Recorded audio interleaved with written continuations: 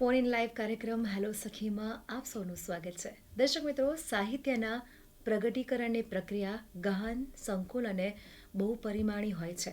સાહિત્યનો સીધો સંબંધ મનુષ્યની સાથે છે. મનુષ્યની અભિવ્યક્તિથી લઈને મનુષ્યની અનુભૂતિનું મનોવૈજ્ઞાનિક વિશ્વ એનું કાર્યક્ષેત્ર છે. અનુભવોથી પ્રેરાઈ અભિવ્યક્ત થઈને અનુભવોનું નિર્માણ એ સાહિત્યની પ્રમુખ લાક્ષણિકતા છે. તો ચાલો આજે વાત કરીએ સાહિત્ય વિશે. અને આજે હેલો સખી કાર્યક્રમનો વિષય છે સાહિત્ય ક્ષેત્રમાં મહિલાઓનું પ્રદાન. અને આ વિષય ઉપર આપણી સાથે જે નિષ્ણાંત જોડાયા છે તે છે રાધિકા પટેલ. તેઓ સાહિત્યકાર અને કવિયત્રી છે. રાધિકાજી, આપનું હેલો સખી કાર્યક્રમમાં સ્વાગત છે. નમસ્કાર. આપણે આજે વાત કરવાના છે સાહિત્ય વિશે, જેમાં તમે માહેર છો. અને સાહિત્યની વાત જ્યારે આવે ને તો ત્યારે એવું જ થાય કે જેને ખૂબ વાંચન કરવું ગમતું હોય, અભ્યાસ કરવો ગમતો હોય, એ આ ક્ષેત્રમાં જાય. તો તમારું સાહિત્ય સાથેનો જે સંબંધ છે એના વિશે થોડું જણાવો. સાહિત્યમાં છેલ્લા 10 વર્ષથી હું કાર્યરત છું અને આમ તો મોટા ભાગે વાંચન વગેરેથી આકર્ષાઈને સાહિત્ય તરફ ખેંચાઈને આવતા હોય છે. પણ મારી સાથે જરા અલગ થયું છે. સાહિત્ય મારા જીવનનો હું મોટામાં મોટો અકસ્માત ગણું છું કે જીવનના કોઈ સમયે હું ફસડાઈ પડી હતી. એ સમયે સર્જકતાએ મારી આંગળી ઝાલી અને મને ઊભી કરી અને કવિતાએ મને એક જીવન જીવવાની નવી દિશા આપી અને એ જ દિશા મને આગળ સુધી લઈ ગઈ, જે આજે આપ સૌ સમક્ષ અહીં વાત કરવા બેઠી છું. જી, એકદમ સાચી વાત છે. જે દર્શક મિત્રો જોઈ રહ્યા છે આપણે એમને યાદ દેવડાવી દઈએ કે આપનો મનગમતો કાર્યક્રમ હેલો સખી એ ફોન ઇન લાઈવ કાર્યક્રમ છે અને સ્ક્રીન ઉપર દર્શાવેલા નંબર ઉપર આપ ફોન કરીને આ વિષયના પ્રશ્નો કે સાહિત્યમાં જો રસ હોય તો આજે આપણી સાથે નિષ્ણાંત છે એમને પૂછી શકો છો. આપે વાત કરી આપના જે સાહિત્યની. હવે દરેકનું કહેવાય ને સાહિત્યમાં લખાણની જે હોય ને ઢબ બધાની અલગ હોય. કોઈનું ભગ્ન હૃદય વિશે લખ્યું હોય, કોઈએ પ્રેમ વિશે લખ્યું હોય, કોઈએ પ્રકૃતિ વિશે લખ્યું હોય. તો તમારા અંદર પણ તમારા સાહિત્ય, તમારા કાવ્યોમાં પણ આવો કંઈક વિષય કંઈક છુપાયેલો હશે. તો એ શું છે? કવિતાનો વિષય મૂળ તો અનુભવોમાંથી આવે છે. પછી તમે પ્રકૃતિને જુદી જુદી રીતના જોતા હોય, તમારી ચેતના કઈ રીતે કામ કરે છે એ પ્રમાણે જુદા જુદા વિષયો તમને મળતા રહે છે.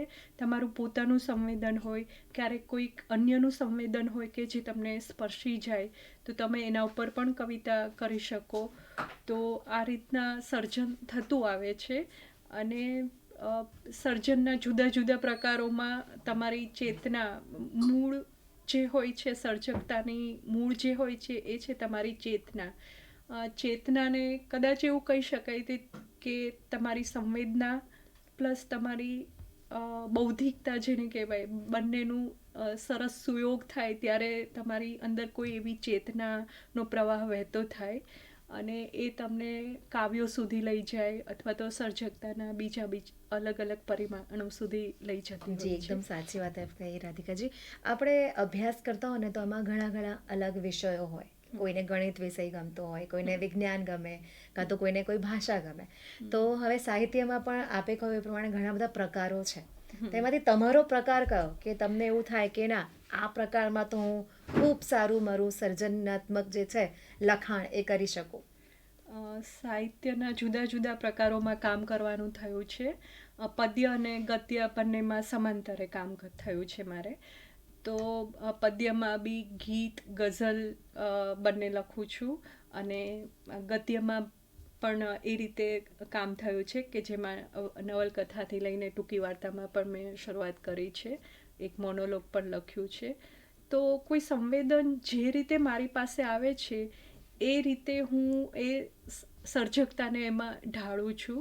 અને હા, તમે જ્યારે કોઈ ઘટનાની કે કોઈ ચોક્કસ ઘટનાની વાત કરતા હો અથવા તો કોઈ અલગ ઘટના તમને સ્પર્શી ગઈ હોય એના વિશે વાત કરી હોય તો તમે વાર્તા વગેરે પ્રકાર તરફ જઈ શકો છો.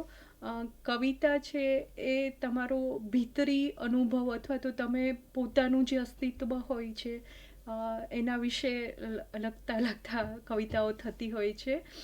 અને વાર્તા એના કરતાં અઘરો પ્રકાર એટલા માટે છે કે એમાં પરકાએ પ્રવેશ કરવો પડે છે. એટલે ટૂંકી વાર્તાને હું થોડું વધારે મને અઘરું લાગે છે. આઈ મીન લખું છું પણ એ થોડું મુશ્કેલ સર્જન ખરું.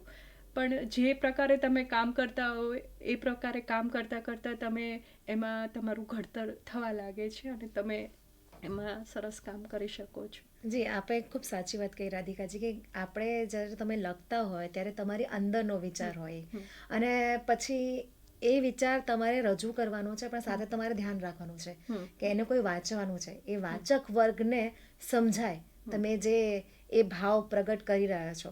તો એ વિચાર સાથે લખવું તમને કેવું લાગે છે? અઘરું છે?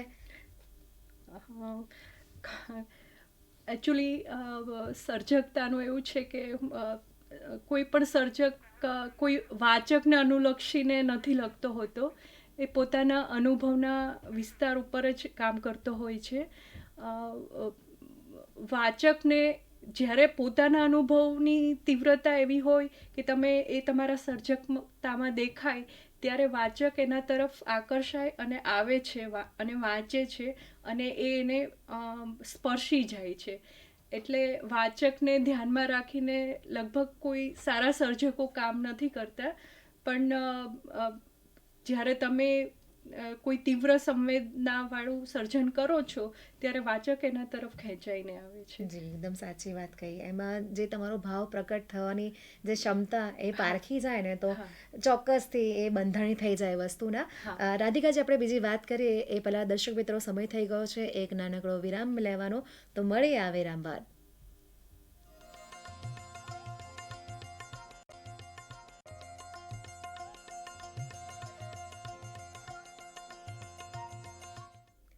વિરામ બાદ હેલો સખી કાર્યક્રમમાં આપ સૌનું ફરી એકવાર સ્વાગત છે.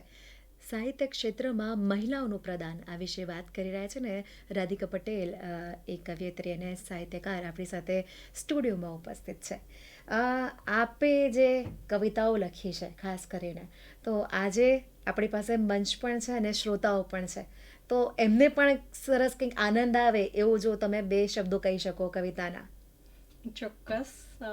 કવિતા વાંચવાની વાત થાય તો મને ખબર છે કે સૌ કોઈને ગઝલ પ્રિય હોય છે, ગઝલ સાંભળવી ગમે છે.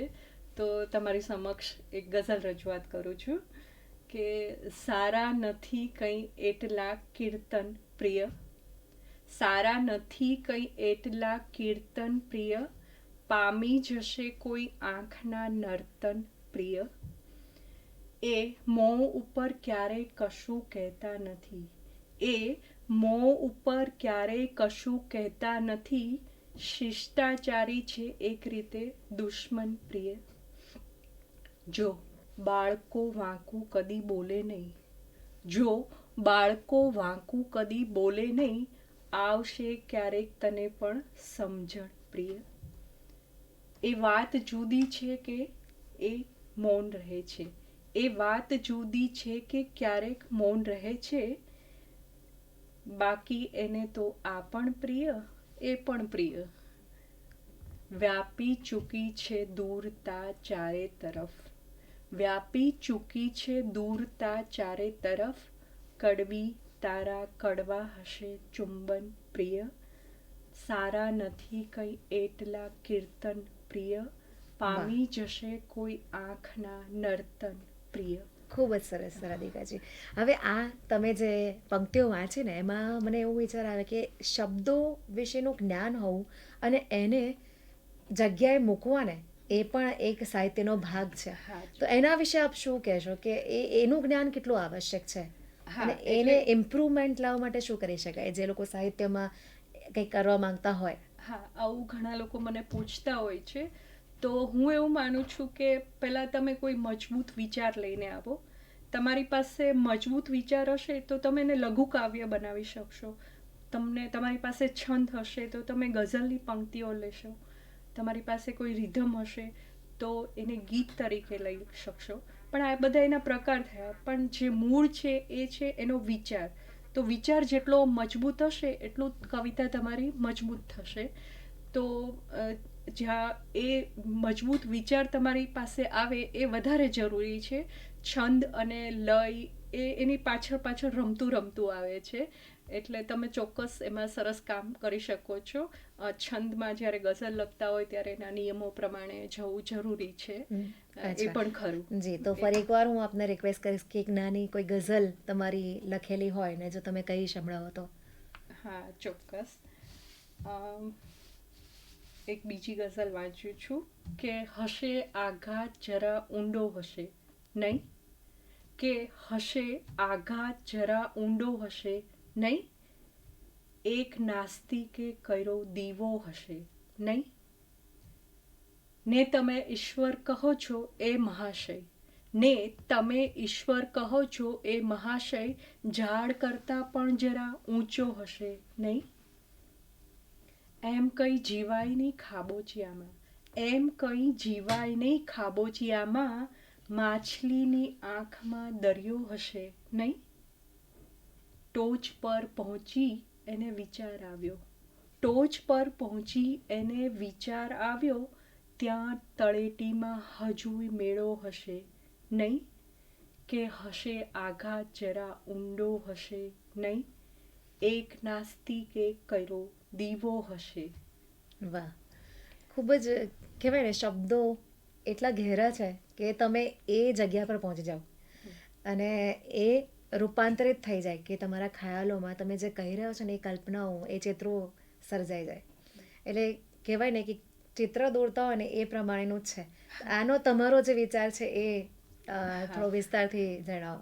હા, એટલે તમે આ કવિતાની સર્જન પ્રક્રિયાની વાત કરી તો કોઈક નાનકડી લાઈન આવે છે જેમાં રદીફને કાફિયા કહેવાય છે. જેમ કે હમણાં તે આપણે ગઝલ વાંચી તો એમાં નહીં તો એ રદીફ છે. તો આ પ્રકારનો કોઈ વિચાર તમને આવ્યો છે તો તમે ગઝલ લખી શકો છો. પછી કોઈ બીજી રિધમ તમારી પાસે આવી છે તો તમે સરસ મજાનું ગીત લખી શકો છો. જ્યારે કોઈ સરસ મજાનું ચિત્ર મારા નજરમાં આવે છે અથવા મારા વિચારમાં આવે છે ત્યારે હું ગદ્ય કાવ્ય લખું છું કે એના રેખાંકનો કઈ રીતના હોય છે, એમાં રંગપૂર્ણી કઈ રીતના થાય છે અને એ ચિત્ર મને શું કહે છે એ કવિતાનો ભાવ હોય છે. તો હું ગદ્ય કાવ્યને આ રીતે જોઉં છું. અને આના કરતાં પણ આગળ તમે વાર્તા, નવલકથા વગેરેમાં પણ જઈ શકો છો. ધારો કે હું મારી જ વાત કરું તો પંખી વિશે ઘણા કાવ્યોની મેં રચના કરેલી. તો આ પંખીના કાવ્યોમાંથી જ એક વિચારનો વિકાસ થયો અને એ વિચાર મને વાર્તા તરફ લઈ ગયો. વાર્તાના પાત્રો હતા મારી પાસે અને પછી એક સંવેદન હતું. પછી ધીમે ધીમે વાર્તાનું ઘડતર થતું ગયું અને પહેલું પ્રકરણ લખાયા પછી મને એવું વિશ્વાસ થયો કે આ લઘુ નવલ તરફ આગળ જઈ રહ્યું છે. તો એક સરસ મજાની લઘુ નવલ તૈયાર થઈ.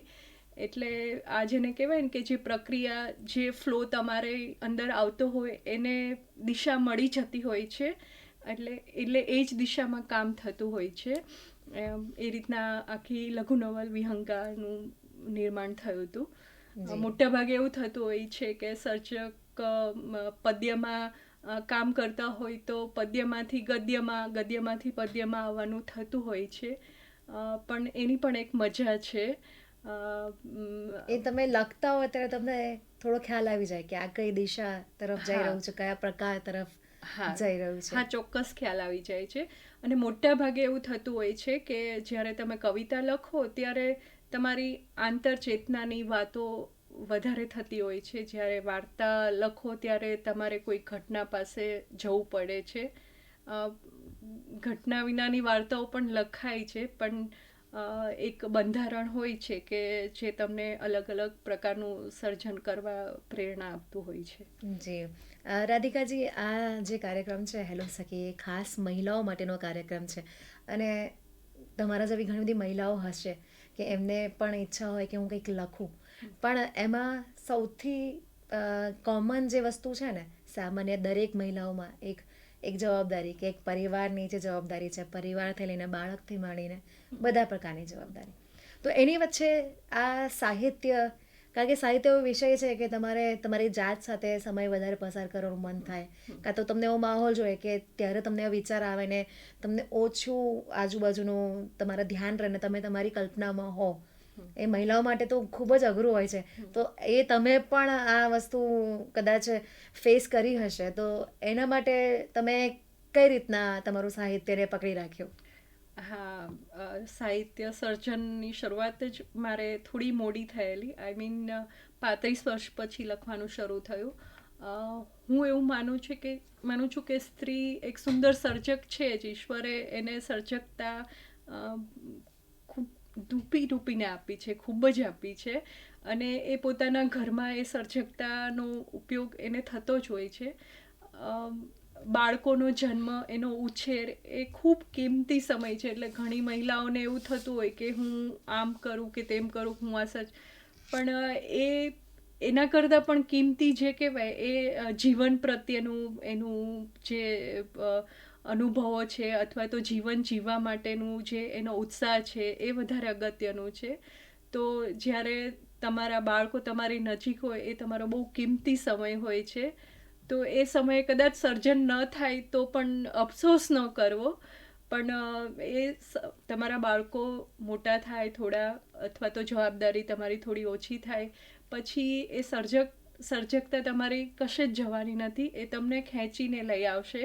અને ઘણીવાર એવું પણ બને કે આ બધા કામની સાથે સાથે પણ સર્જકતા વિચરતી રહે, અને ઘણીવાર તો એવું પણ થાય કે તમને અડધી રાતના ઉઠાડે અને સર્જકતા તમને પેન પકડીને લખવા બેસાડે પણ ખરી. એટલે એ કેટલી સશક્ત છે એના ઉપર. એટલે આ બધું થતું હોય છે, જે થતું રહે છે, અને એ રીતના સર્જકતા મોહરતી રહેતી હોય છે. જી રાધિકાજી, આપે બહુ સાચી વાત કહી કે પરિવાર જે છે ને એ સૌથી અગત્યનો છે, અને પરિવારથી જ પછી સર્જન થતું હોય છે. એ લેખન કાર્ય હોય કે જીવનની જે ચક્ર આગળ વધતું હોય. તમારી અંદર પડેલી ભૂખ છે એ તમને ગમે તે દિશામાં લઈ જાય છે, અને તમારી એ ભૂખથી પ્રેરિત થઈને તમે એ દિશા તરફ જતા હો છો. એ તમે તમારી જાતને રોકી પણ નથી શકતા જ્યારે કોઈ તીવ્ર ખેંચાણ હોય તમારું સાહિત્ય પ્રત્યેનું. તો તમારું ઘર પરિવાર સાથે પણ એ થશે અને થશે જ. હા, એટલે એ જ ને કે તમારું ગમતું કાર્ય જો તમે કરતા હોય ને, તો એમાં તમને કોઈ પણ આવી રીતના તકલીફ દેખાશે જ નહીં. તમે એના માટે સમય ફાળવી જ લેશો. હા, અને સર્જકતા માટે કદાચ સમય ઓછો પડે. આપણે સ્ત્રીઓને એવા પ્રશ્નો ઊભા થતા હોય છે, અને હું પણ એવા સમયમાંથી પસાર થઈ છું. પણ તમારા કામની સાથે સાથે પણ સર્જકતા મોહરતી રહેતી હોય છે. આપણે ત્યાં ઘણી બધી એવી સ્ત્રી સર્જકો છે જે અત્યારે સુંદર કામ કરી રહી છે, અને પોતાનું ઘર પરિવાર સાથે પણ એ સરસ મજાનું કામ કરી શકે છે. એટલે એની મેનેજમેન્ટ ગુરુ છે, એટલે મેનેજમેન્ટ કરી શકે છે, એની કોઈ ચિંતા નથી હોતી. જી, પણ આમાં મને તમારી એક વાત ખૂબ જ ગમી કે તમે જે કહ્યું કે મેં ખૂબ મોડું સાહિત્ય સાથે મારું કામ શરૂ કર્યું. એના પરથી એવું કહી શકાય કે કોઈ પણ વસ્તુ માટે, સાહિત્ય નહીં પણ કોઈ પણ તમારો ગમતી વસ્તુ હોય, એની કોઈ ઉંમર કે કોઈ બાદ નથી. તમને જે ઉંમરે જે વિચાર આવે ને લાગે કે આમાં હું કરી શકું છું, કે તમારે એમાં કાબિલિયત છે, આવડત છે, તો ત્યારે ઉંમરને જોવાની ના હોય. હા, ચોક્કસ. અને સમય પાસે એવી કુહાડી હોય છે કે જે તમારા જીવનમાં આવું ખોદકામ કરતું રહે છે, અને સમય તમને એ ખોદીને તમારી સામે એવી કંઈક વસ્તુઓ લાવીને મૂકે છે કે જેની તમને પોતાને પણ જાણ નથી હોતી. તમારી અંદર આ બધી શક્તિઓ પડેલી છે. અને સાહિત્ય સર્જન એવી વસ્તુ છે કે જે તમારી અંદર પડેલી શક્તિને ધીમે ધીમે બહાર કાઢે છે. અને આમાં ઘણા બધા પડકાર હોય છે. એક સંવેદનશીલ સર્જક માટે ક્યારેક વધુ પડતી સંવેદના તમને કોઈ અંધકાર તરફ લઈ જાય, પછી તમારી શક્તિ છે એ સમગ્ર શક્તિ એમાં કામે લાગી જાય, અને પછી જેને કહેવાય એક પ્રકાશ પથરાય, અને બસ જે પ્રકાશ છે એ આપણું સર્જકતા છે, અથવા તો સાહિત્યનું સર્જન છે. એટલે એના પડકારો છે એ ઘણા બધા છે.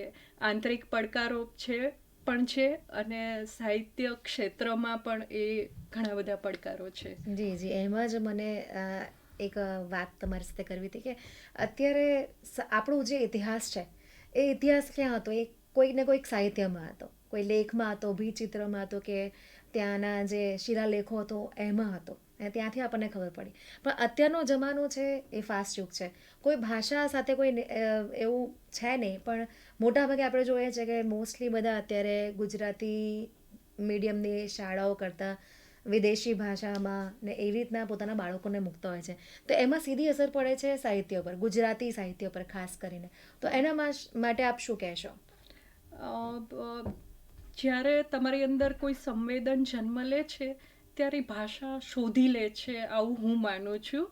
વ્યક્ત થવા માટે એ કોઈ પણ વ્યક્તિની અંદર જ્યારે સંવેદનાનો જન્મ થાય છે ત્યારે એની હું કદાચ ગુજરાતીના શબ્દો નહીં મળે તો એ અંગ્રેજીમાં, પણ એ અભિવ્યક્તિ એની શોધી લેશે.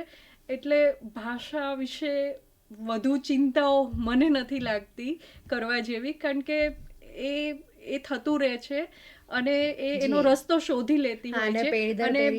અને અત્યારે યુવાનોમાં ગુજરાતી ભાષામાં સોશિયલ મીડિયાને કારણે ઘણો રસ ઊભો થયો છે એ લોકોમાં, અને એ લોકો કવિતાને ચાહે છે, ગઝલોને જે પ્રેમ કરે છે, એટલે એ લોકો વાંચે પણ છે.